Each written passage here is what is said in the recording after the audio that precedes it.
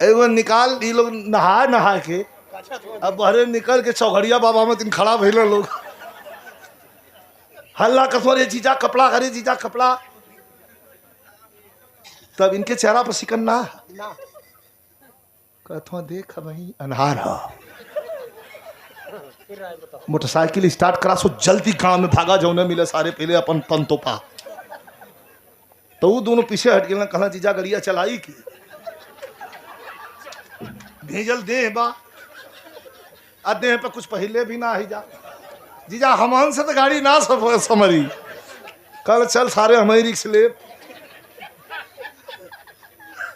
वही तरह जौन हो तौन छटक के अब राजदूत पर बैठ के किक मारे में तो उल्टा पहले गड़िया इंजनवा उल्टा फेंक दलस नरिहर में फाट गया। कहला बैठा अब इनका सरवा बीच में और सरवा का सरवा